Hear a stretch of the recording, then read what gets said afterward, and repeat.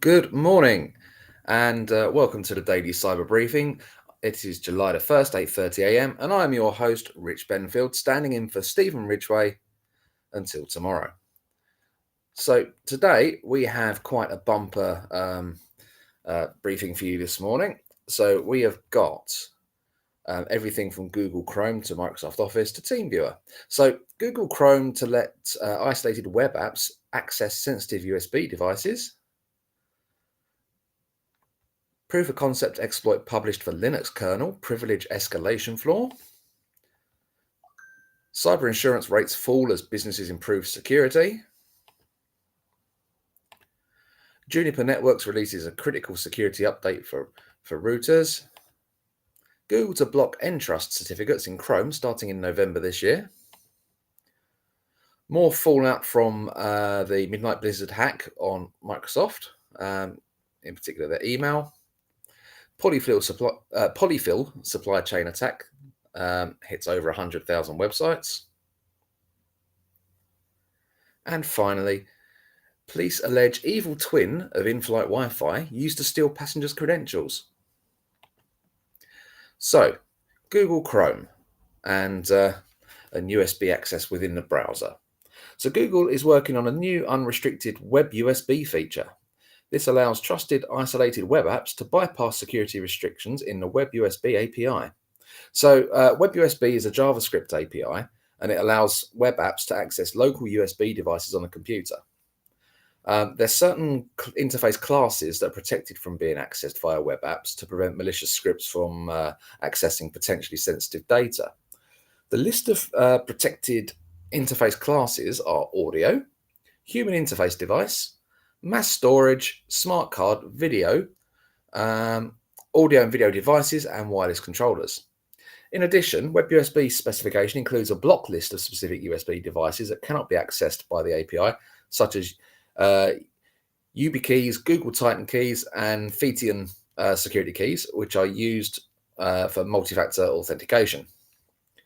Google is now testing an unrestricted Web USB feature that allows isolated web apps to access these restricted devices and interfaces. The Web USB specification defines a block list of vulnerable devices and a table of protected interfaces classes that are blocked from access through Web USB, Google noted in a Chrome status update. With this feature, isolated web apps with permission to access the USB unrestricted permission policy feature will be allowed to access block-listed devices and protected interface classes. Isolated web apps are applications not hosted on live web servers but packaged into web bundles, signed by a developer and distributed to end users. These are commonly created for companies to use in-house. To make this work, these web apps must have permission to use the USB unrestricted feature. When an app with this permission attempts to access a USB device, the system first checks if it is on the block list of vulnerable devices. If it is, the device is normally removed from the access list. However, this restriction is bypassed for web apps with the USB unrestricted permission. The system also checks whether the device is on the app's list of allowed devices. If it's not, access is denied. Additionally, the system will check if the access interface is marked as protected, and if it is, and the app does not have the USB unrestricted permission, then of course access is denied too. So Google's proposed feature enables trusted isolated web apps to access a broader range of USB devices, allowing for greater functionality in a trusted setting. Google says it plans to ship it for testing in Chrome 128, which should be released in August 2024. That's going to be an interesting one. So it's not going to be over the web. It's going to be for standalone web app bundles, effectively. And the article says they're generally used in-house. So your own internal security policies will apply. And presumably it is, generally speaking, going to be for stuff developed in-house. But I would say that I would suggest that extra vigilance is probably required. Moving on, we have a proof of concept exploit published for the Linux kernel, and it's a privilege escalation flaw. So a critical use after free vulnerability has been discovered in the Linux kernel's NetFilter subsystem. This vulnerability could potentially allow local unprivileged users with capped netadmin capability to escalate their privileges. The flaw, identified in the upstream commit 5F68718B34A5, that's B34A5, which is NetFilter NF tables GC transaction API to avoid race with control plane, can cause a use after free issue on NFT chain object or NFT object when the catch-all element is garbage collected during the removal of the PIPAPO set. PIPAPO. I'm not sure how to pronounce that. I do apologise. So it's got a CVE. It's CVE 2024-0193, use after free vulnerability. It does not affect any shipped kernel releases of Red Hat Enterprise Linux 6, 7, and 8. However, local unprivileged users can exploit unprivileged user namespaces, that's config user ns, to grant themselves CAPNet admin capability, thereby potentially exploiting this flaw. However, due to the nature of RHCOS, where local users already have root permissions, the vulnerability does not present a significant threat from an attacker's perspective. So to mitigate this vulnerability, it is essential to control the ability to create user or net namespaces. For non-containerized deployments of Red Hat Enterprise Linux 8, user namespaces can be disabled by setting user.max user namespaces to 0. For containerized deployments, such as Red Hat OpenShift, this mitigation should not be applied as the functionality needs to remain enabled. Whilst the newly published proof of concept exploit for this Linux kernel privilege escalation flaw is concerning, the impact on Red Hat Enterprise Linux and OpenShift environments remains limited due to existing permissions and namespace configurations. Administrators are advised to implement the recommended mitigations to safeguard their systems against potential exploitation. Next, cyber insurance rates fall as businesses improve security, report says. So this is from Reuters. Cyber insurance premiums are falling globally as businesses become more adept in curbing their losses from cybercrime, even as ransomware attacks are rising, broker Howdens said in a report on Monday.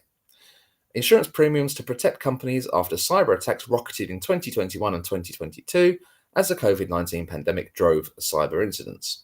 But premiums have been dropping in the last year, according to the annual Howden report. The cyber insurance market saw double-digit price reductions in 2023 and 2024, Howden said.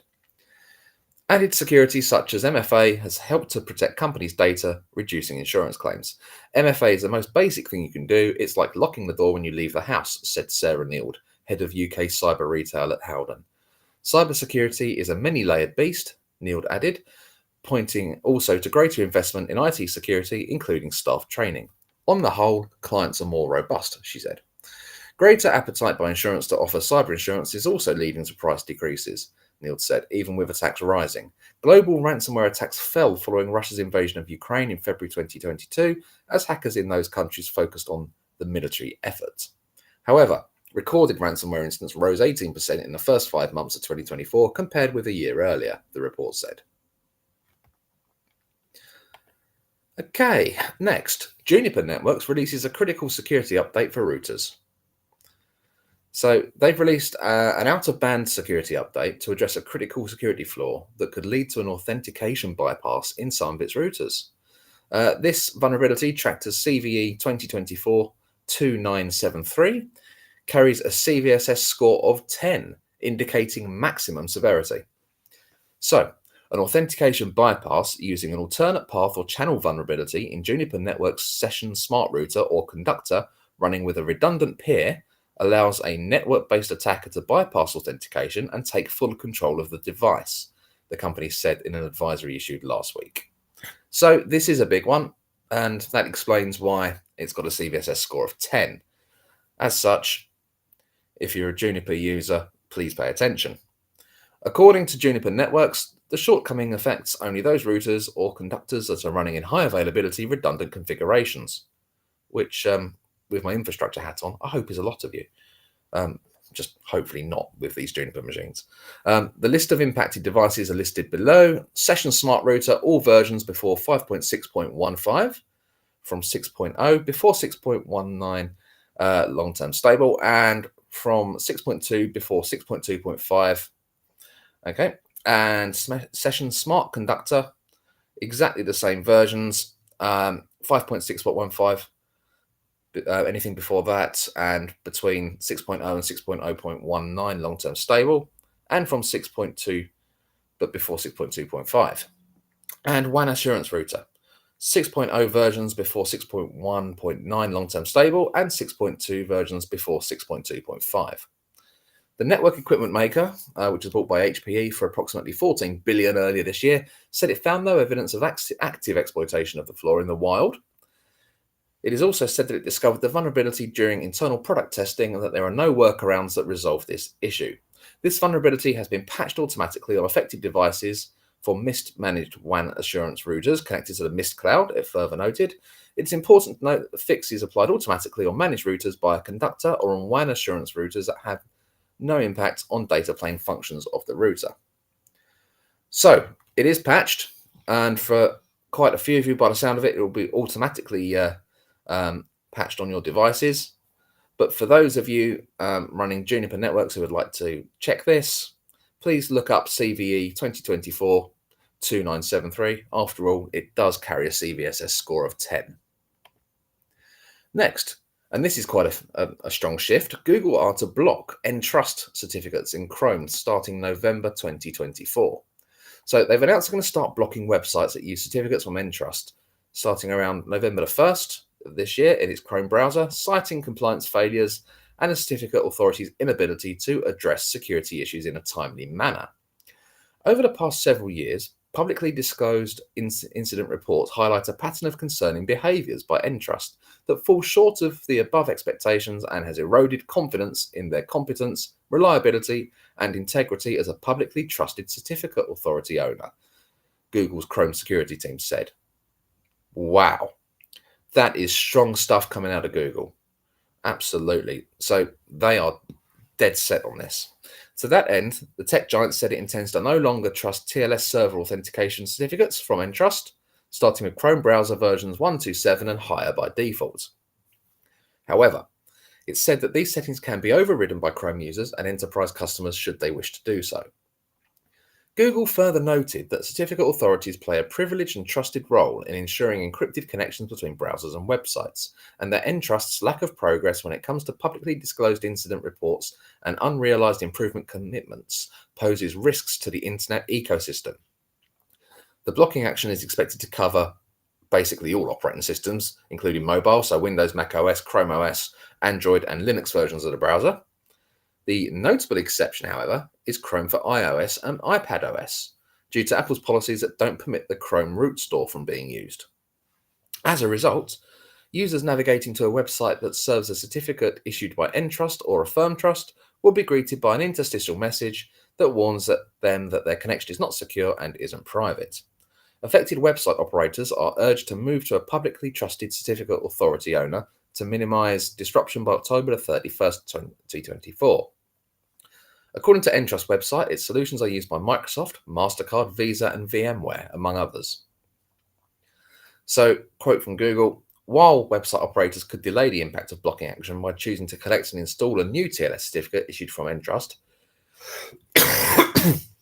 excuse me, I do apologize. So, while website operators could delay the impact of blocking action by choosing to collect and install a new TLS certificate issued from Entrust before Chrome's blocking action begins on November the 1st, website operators will inevitably need to collect and install a new TLS certificate from one of the many other CAs included in the Chrome root store, Google said. So this is, a really strong move by Google, and is actually quite unexpected, but I get their point.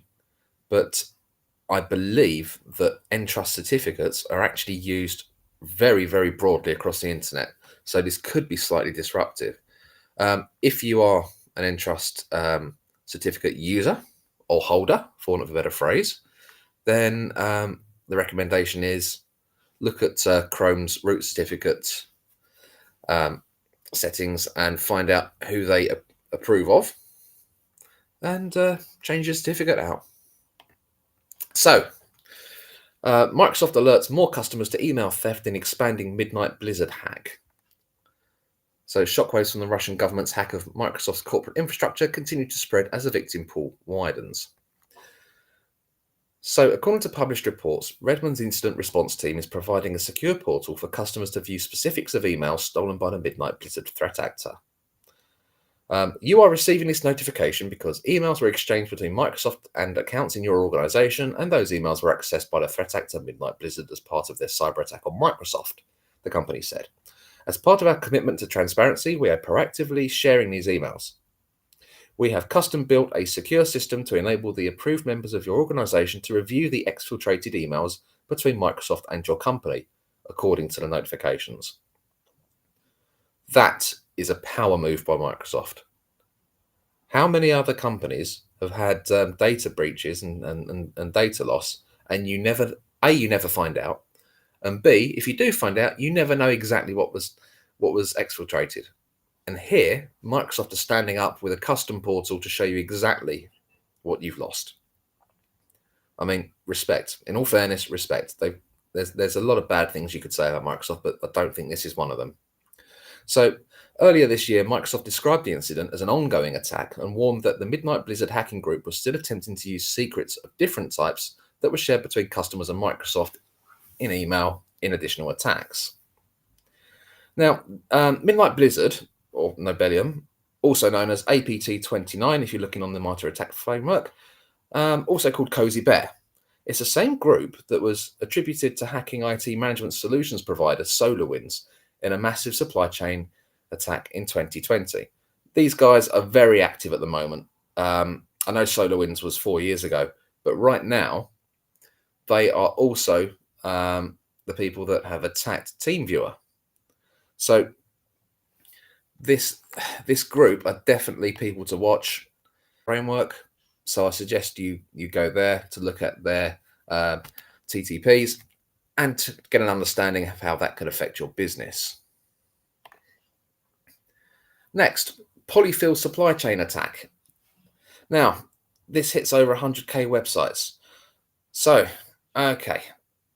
So, Polyfill.io is a website that was used to host a service for adding JavaScript polyfills to sites. So they're small bits of code that provide modern functionality in older browsers, and they ensure compatibility with a broader range of browsers. So you build a new website and you want it to be compatible with older browsers. So quite often your developers might well pull these JavaScript polyfills from polyfill.io in order to make your app backwards compatible with earlier browsers. So I think it was a Chinese company, if I remember rightly, bought polyfill.io, and the original owner / builder, writer of the creator of this website dropped out of the scene.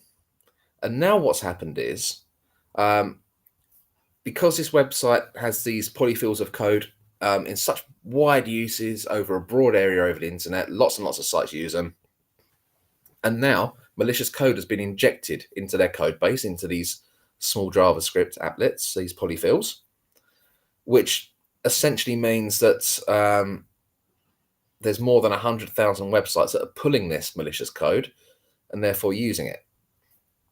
So the domain and the associated GitHub account were taken over by a Chinese CDN company called Funnel. That's Funnlull. And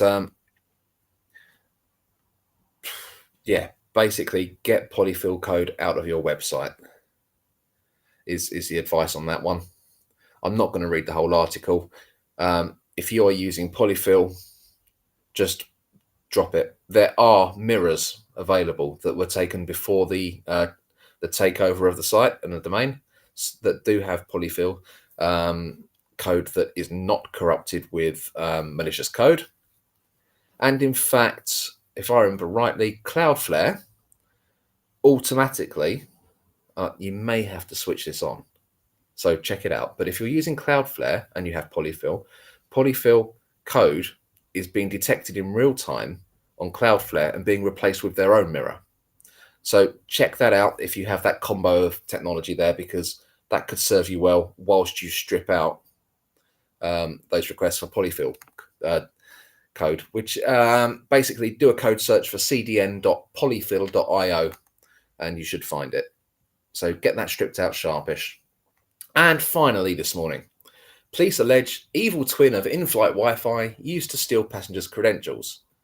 So this is from Down Under. So Australia's federal police have charged a man with running a fake Wi-Fi network on at least one commercial flight and using it to harvest flyers' credentials for emails and social media services. The man was investigated after an airline reported concerns about a suspicious Wi-Fi network identified by its employees during a domestic flight. The AFP, that's Australia's federal police, subsequently arrested a man who was found with a portable Wi-Fi access device, a laptop and a mobile phone in his hand luggage. That haul led the force to also search the man's home after securing a warrant and then to his arrest and charging. It is alleged that the accused's collection of kit was used to create Wi-Fi hotspots with SSIDs confusingly similar to those airlines operate for in-flight access to the internet or streamed entertainment. Airport Wi-Fi was also targeted, and the AFP also found evidence of similar activities at locations linked to the man's previous employment. So wherever the accused's rig ran, when users logged in the network, they were asked to provide credentials. The AFP alleges that details such as email addresses and passwords were saved to the suspect's devices.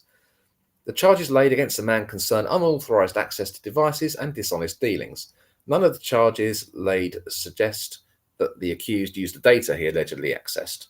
However, he did, of course, collect it by nefarious means. So, the charges, that basically concern unauthorized access and dishonest dealings. And 3 charges of possession or control of data with the intent to commit a serious offence suggests the alleged perp was alive to the possibilities of using the data for nefarious purposes. So, moral of the story is, of course, install a reputable VPN on your devices and make sure that your communications are encrypted and secure. But that's an interesting one. You wouldn't think that would happen in the middle of a flight, but with mobile technology, of course it can. And that concludes today's daily cyber briefing. I hope it's been useful, and Stephen Ridgway will be back tomorrow when normal service will resume.